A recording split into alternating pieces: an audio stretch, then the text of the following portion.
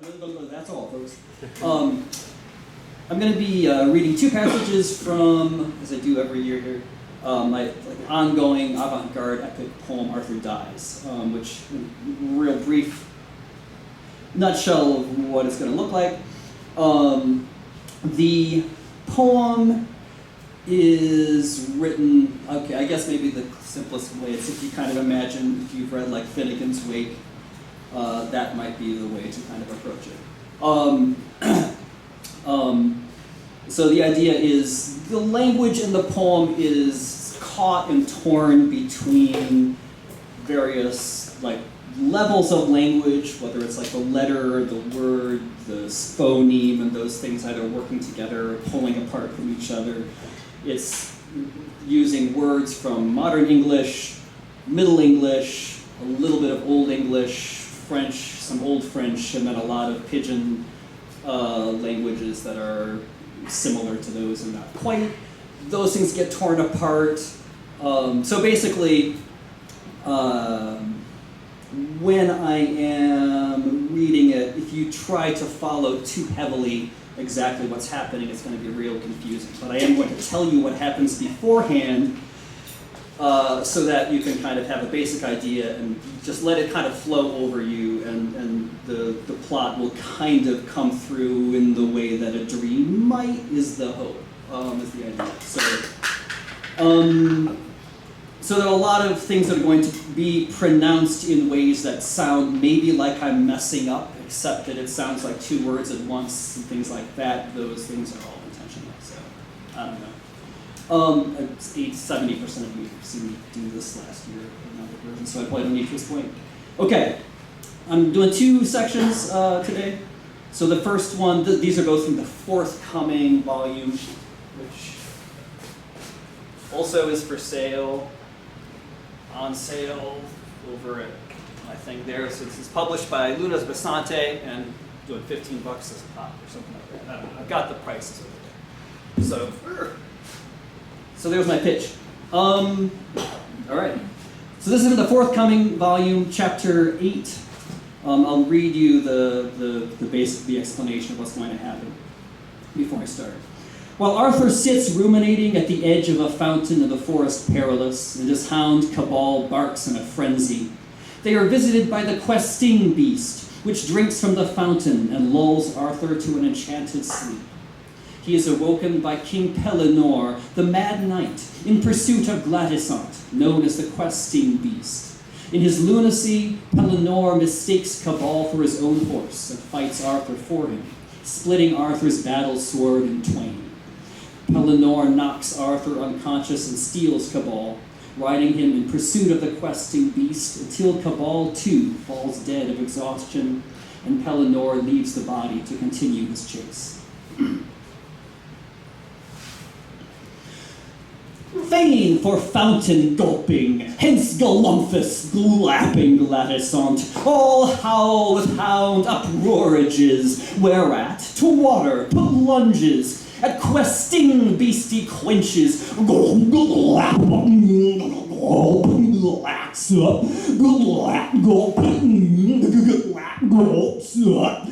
30 glottal stop pages glap, lap quietude glap, midst tongue squirm, and circling circle pause Cabal, odd size lent horse and spare of brooch. Tills Arthur, volsed and whirled amiss, a rhythma vision bliss glap, vervaunt into chaunted slumber glap. Arthur sleeps like unto dead of night, bewitched by guiling glap. Glap. Glap. Glap. Glap. Glap. Glap. Glap. Glap.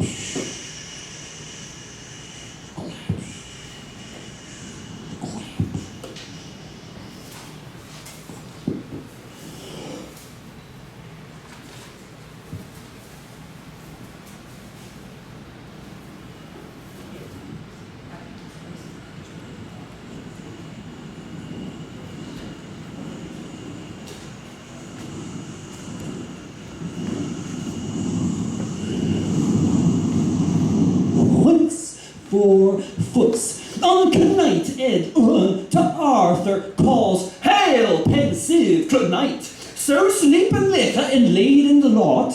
'Tis I, Dobbin, that maddened knight, with questing based, binded tight, Dobbin, that mournful visaged knight, of untold faam, the heir for knight, Dobbin, that foolish knight, glaps gladissant for gladissant, Dobbin, fine ally, Sire Pellinore, king of still vanishing for rest byway realms.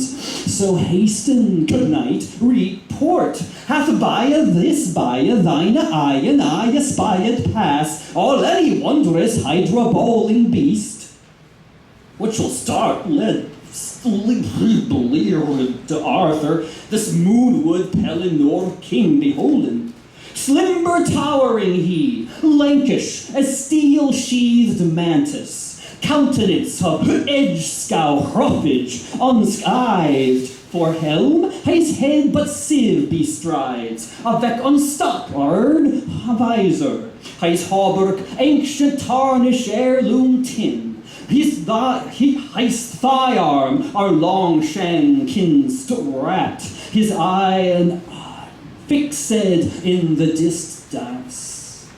Snaps Pellinore, "High stone-eye varlet, mine a flea ignore?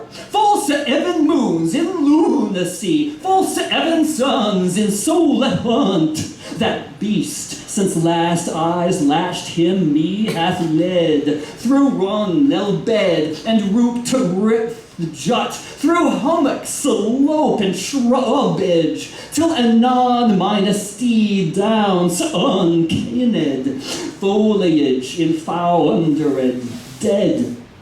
I, such a none, I saw I, replies Arthur, undreams to panic. What wouldst that beast with thee? Said Pellinore. Sire knight, 5 circlets of sun we've chased I on thy quest, and ere it either achieve I, or shall the base blood of mine bodies shall bleed. Leave foliage, Sir knight, thy questing pleads Arthur, unto mine selvin on sun cycle parade. Groaneth Pellinore, ah, fellow fool, nay. Thy nay resolvence, 'tis vain, but o'er that may ever nay, that prize but I, or by mine be kin attained.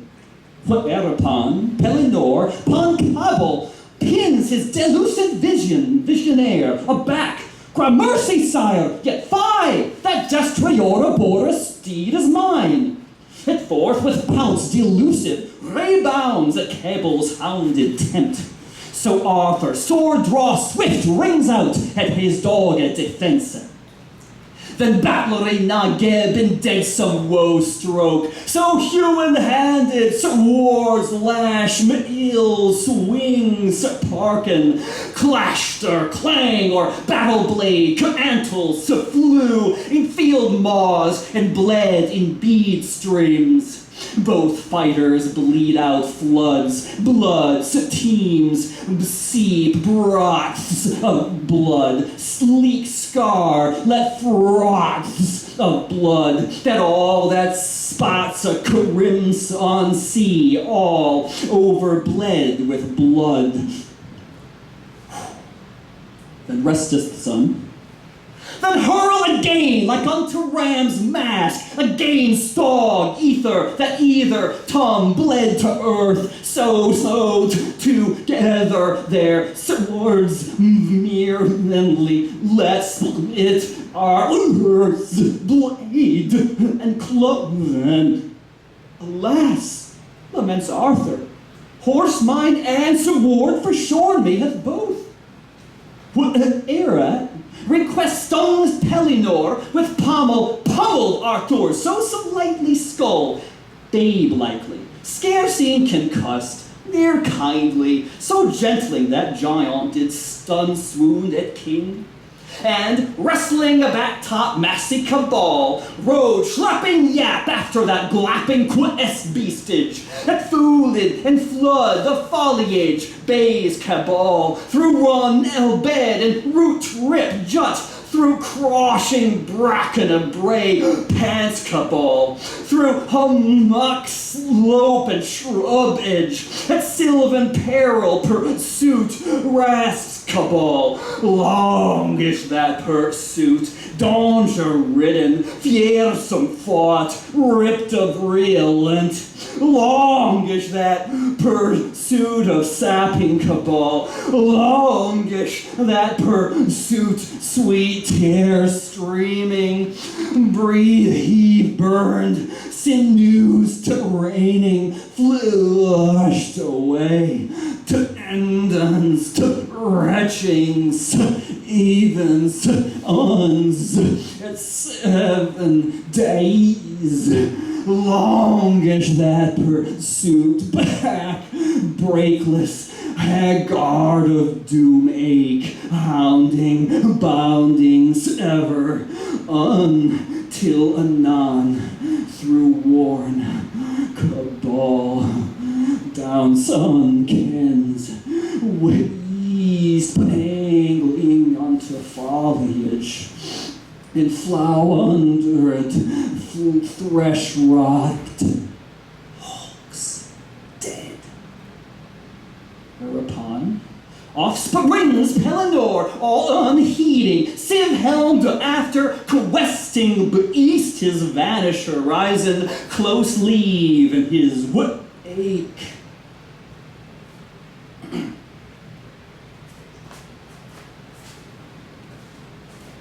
And the second passage, the second here. All right, later that day,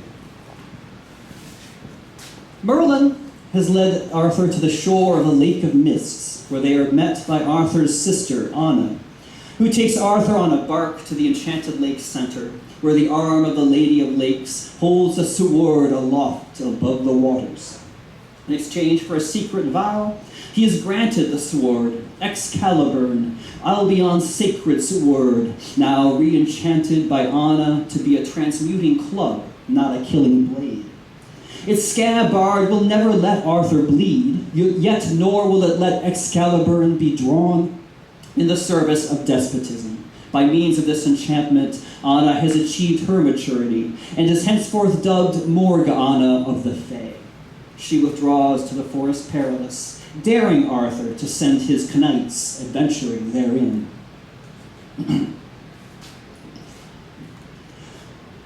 As desolate Arthur gazed,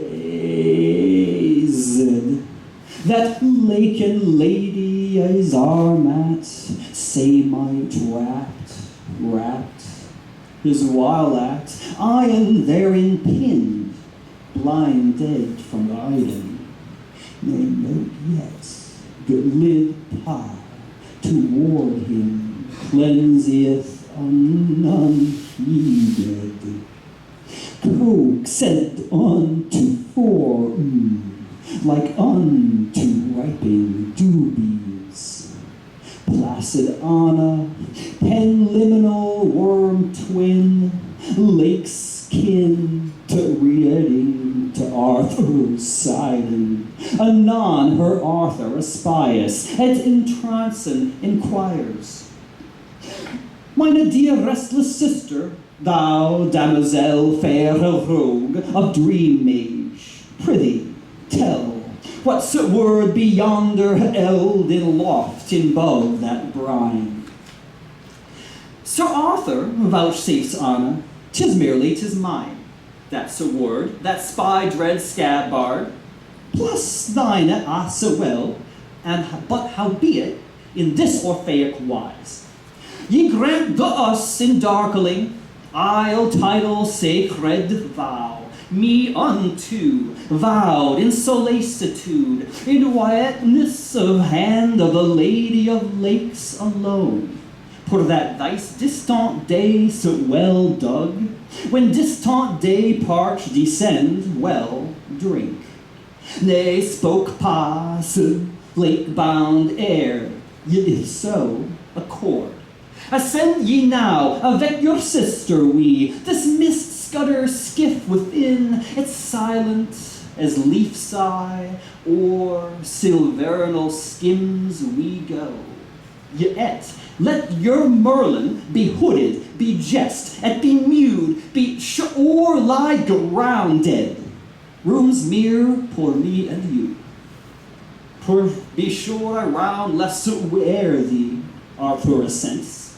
Present I requested. As to Merlin's shorn, so be it, albeit lack for my vengeance, and my horse, and my sword, and my hound, and my counsel, all this quest seethe and fleet. So bored that dread delightful bark, those siblings, poetic and magnanimous, twin-penned dragons androgynous, borne, shorn away on placid hush, like mirror fog's theft musk, Merlin sightless, left, stranded, intimacy of crystal womb, and Arthur embarked, slip across that glass skin lake, slip across womb the sky mirror, or image of flexion edged drift mist, and plasmalt and rills laces etoile eight, the ire sod pale magic hue-mind insensor broth, slow twists of cloudling colognes, arcs of days, by branching buttress hazes with after smooth butter chalk, neath white and burning coruscate, or freeze in the ill glowing mindways, twin the poles propelling or on a navigates through to the white, magnetheric, distrancing flow toward at nearness arm of the late eye of lakes, her arm by her arm adventure in samite, while strand unsure, unsided, Merlin waits.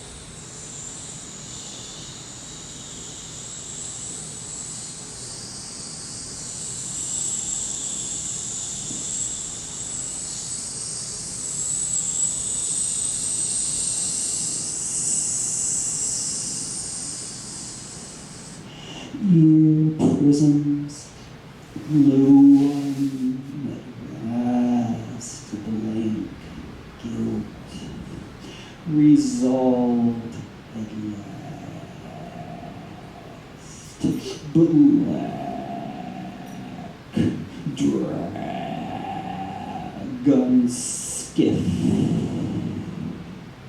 all against gray sea-pine pallid sky face wound, a glint, refined, swallowed, slid into dented strand, at low, In Arthur's hand glanced at sacred brand, Caliburn yclept. Albion's word, Avalon's vole, lacing light like unto liquid, Pendragon's piped talon. A shored twain pulse embracing, you next on a Merlin turns, nor drains him rain with words. And Arthur plied his iron on that hue-fused gleaming sword. And Arthur beam-ring liked it finally. And Anna asketh, spill, brother, why they're liken they muchular that glimmering sword, or why they're liken they muchular this stone-dry scabbard? Why they're me drawn to why muchuless the blade, Arthur draws. Morgana, or acerbic, the more yet 'tis ye unwise. For my Elvin thy scabbard, from heart vein woven, tenfolded, trembled, devised, and thine whereas pellant blade, but on the slab of rhyme revised.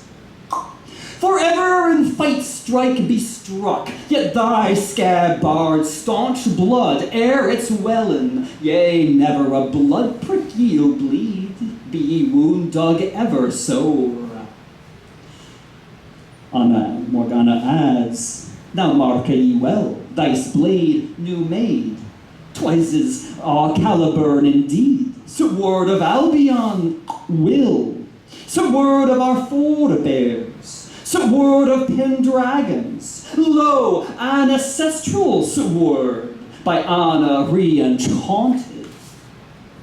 Long templess I labored, embroider bemeshed, or scabbard ink, flinted rescribing, in long templess I labored, in temper re-iron, or wall and veil, rebrand spellcast anew, thy sword atavistas respellen, inversed, resolven, your crystal knife, anti-sword, I in quench flambe urns, behold, upraise Excalibur, ne more a spade for dug-gutting flesh, for world lie split, muck-hewing. Anew, 'tis a wand for ardor kindling, for mund us transmuting. Nor by my devisatory art shall ever thy scabbard its sword divulge into empty draw on despot's part, nor fascist passions pass its maw. Then keenlier Arthur scans that sword, and through blind finds an eldritch scribed on recto face, claimeth my way. Antiverside, me casteth away. And ever Arthur the scabbard bore from forth that day. Now Merlin at Morgana asklances, peers both, remarks, forsooth you, the lady, I've rival, led worthful in thee, craft wish Anna. Countercedes Morgana, and thou wilt I'll pluck, sire, but avec Anna ye misdub. Poor Bemba, I too from dream mist re-sworded emerge, decrystallized, repenned, full found, dead my form, for light, edged, I ye, and anti-Merlin us am I and Merlin us dance shall all ever. Eye on eye. Henceforth, avec my folk abideth I, so shouldst thou, brother, parley feral with us. 'Tis no mastery. See, king, pen a trait with knights mine a country to elven errant darkly. In forest perilous I bide, beloved kin, headless, shriven, ever I shall all counter, all desiring, all the laws at thwart, dear brother, all comprise, entorting Pendragon's design. Embraced we ever in loving rest, yet ne'er more, but he clept me henceforth, Morgana of the Fae, for I hatch here today.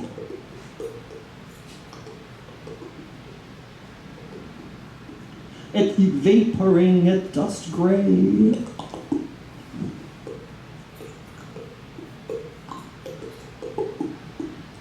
she vanished away.